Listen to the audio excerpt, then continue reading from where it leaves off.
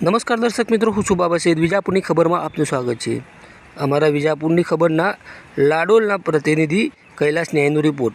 વિજાપુરમાં આપણે ગઈકાલે જોયું કે વરસાદ જે રીતે પડ્યો હતો, ધૂમધાર હતો વરસાદ અને મોટા પોરા સાથેનો વરસાદ હતો અને વિજાપુરના ગ્રામ્ય વિસ્તારોમાં પણ આવી જ રીતે વરસાદ પડેલો છે, જેથી લઈને ગઈ રાત્રે જે પવન અને વાવાઝોડાની સાથે જે વરસાદ પડ્યો જેના કારણે જે વૃક્ષો હતા જે ધરાશય થયા હતા અને કેટલાક વૃક્ષો ધરાશય થઈને રોડના ઉપર પડ્યા, જેથી લઈને જે મોટા વાહનો નીકળવામાં કહી શકાય કે સદંતર બંધ થઈ ગયા હોય તેમ લાગી રહ્યું છે. આ જે દ્રશ્યો જોઈ રહ્યા છો જે લાડોલ ગામથી લઈને ગવાડા ગામ તરફ જઈ રહ્યા રસ્તા વચ્ચે જે વૃક્ષો પડી રહ્યા છે અને ઝાડ પડી રહ્યા છે, જેથી લઈને મોટા વાહનો અહીંથી નીકળી નથી શકતા. આજે સવારનો વિડીયો છે, સવારના દ્રશ્યો જે છે આપ જોઈ શકો છો.